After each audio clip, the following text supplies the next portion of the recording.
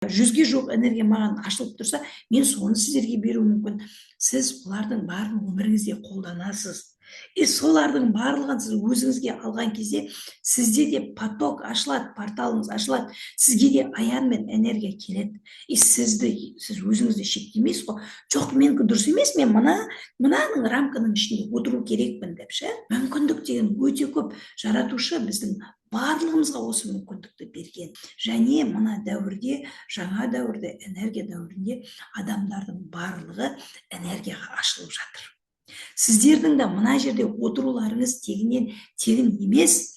Сіздер уже энергияны сезініп жатырсыздар, оянып жатырсыздар, ояну стадиясындасыздар. Мидың шектеуіне көнбеңіздер, өздеріңіздің жүректеріңізді тыңдаңыздар. Космоэнергетикаға келейік. Космоэнергетиканың не екенін жаңада шет жағасын айтып кеттім. Ол тек қана методика. Петровтың методикасының атауы. Бастауыш класстарды оқыту методикасы, биологияны оқыту методикасы, химияны оқыту методикасы деген сияқты әрбір мұғалімнің өзінің пәнін оқыту методикасы бар. Сондай сияқты бұл да методика. Осы методикасының ішіне Петров 69 ғаламнан келетін энергияны жіктеген, жүйелеген. Оларды өзінің танымымен танып, олардың әрқайсына ат қойып, олардың адамдардың өміріне қалай әсер ететінін, қандай пайда келтіретінін, соның барлығын реттеген, анықтамасын берген. Оны 3 топқа бөлген. Буддалық блок немесе емдік блок деп аталады. Екіншісі магический блок немесе сиқырлы блок деп айтады, қазақша айтайын мен сіздерге. Үшіншісі магистрлік блок. Буддалық блок, емдік блокта 20 энергияның каналы бар. Магический сиқырлы блокта 23 энергияның каналы бар. Магистрлік блокта 26 энергияның каналы бар. Буддалық блокта негізінен ол блокқа біріктірілген энергия каналдары адамдарды емдеуге, сауықтыруға арналған. Магический блоктағы каналдар негізінен адамдарды тазалауға, тек қана адам емес, жалпы қоршаған орта, кеңістік, тазалауға, тілден, көзден, дуадан, сиқырдан, ауырлықтан, кармадан, қарғыстан тазалауға арналған энергиялардың каналдары сол жерде. Ал магистрлік блок бұл жоғарғы сана, яғни жоғарғы санаға көтерілу. Мына энергияларды меңгергеннен кейін сізде автоматты түрде уже сіздің санаңыз көтеріледі. Жоғарғы санаға, жаратушыға жақындау. Толық тұтас магистрлікті алған кезде сіз жоғарғы санаға көтерілесіз. Адамдарға көмек көрсету мүмкіндігіңіз, өзіңізге көмек көрсету мүмкіндігіңіз арта береді. Тектік ақпаратқа енесіз. Жаңамен атамның қасиеті, қаны, тегі маған берілген деп айтып жатырмын ғой. Сол тектік, өзіңіздің тегіңізден ақпарат ала алатындай дәрежеге жетесіз. Және энергияны басқару қабілетіңіз күшейеді. Қазір ауыр энергиялар өте көп. Адамдар қазір без направления қалып жатыр. Әлем бойынша қазір төменгі вибрациядағы энергиялар күшейіп тұр. Адамдар түсінбей жатыр. Адамдардың барлығында бір белгісіз қорқыныш, қиындықтан қорқу, ертең өміріміз не болып кетеді деп қорқу. Әрбір кезек 1000 жылдық, 100 жылдық бір сондайлар басталатын кезде адамдарда қатты үрей болады. Естеріңізде бар болса, қай жылды еді осы 2000 жыл басталайын деп жатқан кезде ақыр заман болады екен деген үрей болды ғой халықтың арасында. Ертең жыл басталады, бітті, өмір бітеді, таусылады деген сияқты. Қазірдің өзінде мына жаңа дәуірге өтіп жатқан кезде адамдарда сондай бір қорқыныштар бар. Белгісіз қорқыныштар, үрейлер бар. Адамдардың барлығы шаршаған, нервный, бетіңнен фук деп тырнап алады. Сондай біреу алдап кету, арбап кету деген сияқты нәрселер қатты күшейіп тұр. Осы кезде бізге ең керегі осы энергиямен жұмыс жасауды білу. Энергияны сауатты, энергетикалық сауаттылық керек. Энергетикалық тұрғыдан сауатты болсаңыздар, сіздер осы әлемді жаулап тұрған, әлемде ойнап тұрған төменгі тербелістен жоғарғы тербеліске өтесіздер. Сондықтан да қазір энергияны түсіну, қабылдау, сезіну, басқару, бағыттай білу өте маңызды. Энергетикалық тұрғыдан сауаты артқан адамдардың, оянған адамдардың энергия деп осы салада, осы бағытта білім беруінің да себебі осыда. Олар қалайды ма, қаламайды ма, жаратушыдан келген миссия осы болып тұр. Адамдарды энергетикалық сауаттандыру. Менің миссиям да, мақсатым да, ниетім да сол қыздар. Адамдарды энергетикалық сауаттандыру. Петровтың системасы бойынша 69 космоэнергетикалық энергия каналдары, бұлардың әр қайсысының өзінің атқаратын міндеттері бар, функциялары. Әр қайсысының маңызы бар. Зачем біреуін ғана үйреніп алсақ болмай ма деген сияқты ойлар, сұрақтар туындауы мүмкін, да? Энергиялардың әрқайсысы біздің өміріміздің әрбір саласына, әрбір тетігіне жауап береді. Біздің ағзамыздың әрбірі клеткадан тұрады. Әрбір клеткада ақпарат бар. Ол клетканың саны өте көп. Айтып тұрмын ғой, біздің басымыздағы шашымыздың талының санын біз білмейміз ғой. Дәл солай ол клетканың саны өте көп, және олардың әрқайсында ақпарат бар. Ол ақпараттың барлығы энергия. Біздің ғаламнан қабылдап өмірімізге қолданатын энергия да дәл солай. Біздің бойымызда энергиялар, позитивті энергиялар да, негативті да энергиялар бар. Энергия ешқашан жоқтан пайда болмайды, ол жоғалып кетпейді. Бұл физикалық заңдылық. Бойымыздағы сол негативті, төменгі вибрациядағы энергиялардың барлығын бойымыздан қуып шығып, орнын таза позитивті энергиямен толтыру біздің әрқайсымыздың өзіміздің міндетіміз. Сіз өзіңізді жақсы көрсеңіз, өзіңіздің бағаңызды білсеңіз, Құдайды жақсы көрсеңіз, онда сіз міндетті түрде энергияны білуіңіз керек. Энергияны сезінуіңіз керек. Энергияны қабылдауыңыз керек. Энергияны басқарып білуіңіз керек.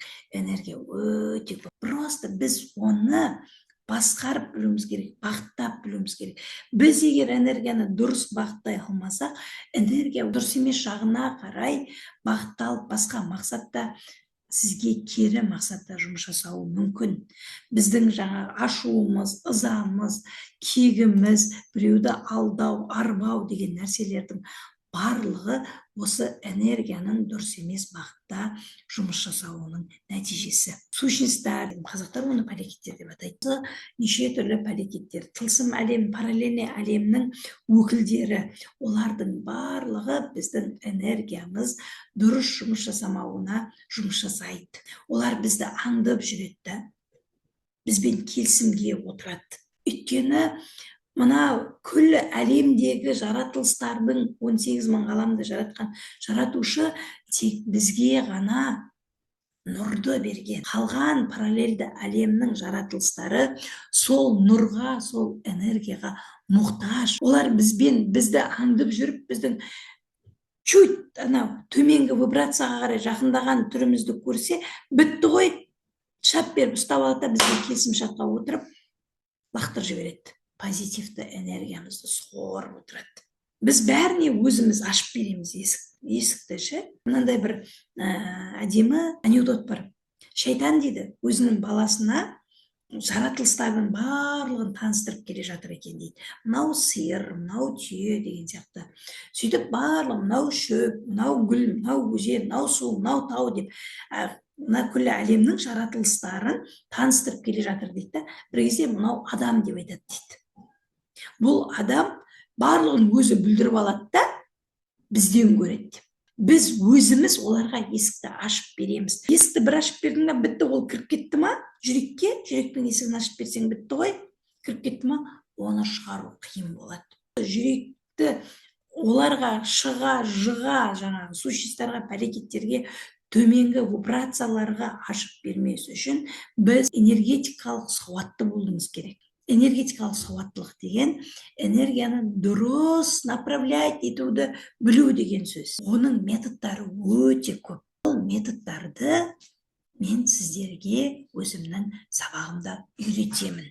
Ол тек қана Петровтың 69 каналын бойыңа сіңіріп алып, соны күнде 20 минут наработкаде тұру емес. Ол просто жазылып қалған методика. Оны әрі қарай дамытуға Петров өліп қалды. Сол көзінің тірісінде нені айтып үлгеріп кетті, соны қана сіздерге жеткізіп жүрген адамдар. Оны ары қарай тереңдету керек. Тек қана сіздің бүйтіп энергияны бойыңызға сіңіріп алып, 20 минут оны сонастройканы алып, 20 минут наработкаға тұрдым, бітті, менде бәрі фук болып кетті. Волшебная палочка жоқ, қыздар. Сізде ниет деген нәрсе болу керек. Энергияны бағыттау тек қана сол 20 минут наработкаде тұрудан тұрмайды, қыздар. Сіздің ниетіңіз, сіздің аузыңыздан шыққан әрбір сөзіңіз, ойыңыз басыңыздағы, жүректегі ниетіңіз, санаңыздың тазалығы, позитивті ойлар, осының барлығы энергияны дұрыс бағыттауға жұмыс жасайды. Сондықтан мен өзімнің сабағымда тек қана мә мынау каналың, сонастройка бердім, мә наработка жаса, мә үйт, мә бүйт демеймін. Каждый раз менің шәкірттерім мысалға сұрайды да, менде, например, сахар бар, қалай жұмыс жасаймын? Пожалуйста, мә, космоэнергия. Қалай сұраныс береді, мен солай түк жазып қоямын. Назначение берем. Направление берем. Қалай сіз қандай энергияны шақырасыз, онымен қалай жұмыс жасайсыз, қандай ниет айтасыз. Мен өзімнің біліміме, өзімнің тәжірибеме 100% сенімді адаммын. Менің мақсатым да, ниетім де адамдарды ояту, жарыққа жеткізу, жаратушыға жеткізу. Әрқайсыңыздың жаратушыға, өз жаратушыларыңызға, жақындауларыңызға себепші болу. Қана ақшаның соңынан қумаймын. Яғни мен ең бірінші ниетім адамдарды жарыққа жеткізу, жаратушыға жеткізу, және сол арқылы жаратушының маған берген ризығын ризашылықпен қабылдау. Және мен әрбір шәкіртімнің дәл осылай өзін дамытқанын қалаймын. Ниетім осы. Және қазақ қоғамында, соның ішінде әлеуметтік желіде именно космоэнергетикаға қатысты сіздердің саналарыңызды шектеп тастаған, сіздерге қорқыныштың установкасын енгізіп тастаған дүниелердің барлығын шешкім келеді, шығарып жібергім келеді да. Шектеуді алып тастағым келеді. Қорықпаңыздар. Каждыйыңыз гепатогенный зона деп үркіп қорқып келесіздер. Шайтан, дуа, сиқыр деп қорқып жүрген біздің қазақ енді гепатогенный зонадан қорқып ұстай алмай жүр. Мен адамдарға жамандық ойламаймын да, Құдай сақтасын. Сондықтан да менің басыма ондай жаман адамдарды қорқыту, үркіту деген дүниелер келмейді. Құдай менің тіліме ондай сөздерді салмайды. Вселенной ешқашан жоқ деп айтпайды сізге. Не сұрасаң да, я дейді. Менің үйімде гепатогенный зона бар ма десең, я дейді. Жоқ па десең, я дейді. Мен дуаланғанмын ба, мен дуалап кетеді әркім десең, я дейді. Жоқ, маған вообще ешкімнің ештеңесі өтпейді десің ба, я дейді. Өмірлеріңізді қорқынышты қылып атқанда, проблемный қылып атқанда тек қана өздеріңізсіздер. Вселенной сіздің сұрағаныңызды ғана береді. Құдай сіздің сұрағаныңызды ғана береді. Сіздің сұрамағаныңызды, сіздің қаламағаныңызды бермейді. Мынандай бір сөз бар, біздің қазақтың арасында қатты тренд болып кеткен, әсіресе мына ислам діні қатты ендеп бізге кіріп кеткеннен кейін сол дәуірден бері қарай пайда болған нәрсе Алла қаласа деген сөз. Алла қаласа үйтермін, Алла қаласа бүйтермін дейсіздер. Алла сіздің қаламағаныңызды қаламайды. Мен сіздерге айтайын. Қазір мен су ішкім келіп тұр, ол менің қалауым. Менің қалауымды Алла береді, маған су ішкізеді. Егер мен су ішкім келмей тұрса, мен оны қаламай тұрсам, Құдай мені мәжбүрлеп аузыма суды құймайды, менің қаламағанымды бермейді, жасамайды, мәжбүрлемейді. Біздің өмірімізде болып жатқан нәрселердің барлығы тек қана біздің қалауымыз, басқа ештеңе емес. Жаман ойлардан, төменгі вибрациядан, дұрыс нәрсені қалауды, дұрыс нәрсені сұрауды мен сабағында үйренесіздер. Бір нәрсені түсіндім да, біз тіпті қалай ниет етуді білмейміз. Құдайдан қалай сұрауды білмейміз да. Менің кванттық ниеттер деген кітабым адамдарға ниет етуді үйрету мақсатында жасалған. Ондағы әрбір сөз жоғарғы вибрациялық та, кванттық деңгейдегі, кванттық кеңістіктегі жоғарғы вибрацияда жаратушыға тез жететін сөздер. Менің курсыма келген кезде осы дүниелердің барлығын сіздер үйреніп шығасыздар. Космоэнергетика магистр курсым полноценный сізді жаңа өмірге, жаңа менге алып келетін сабақ.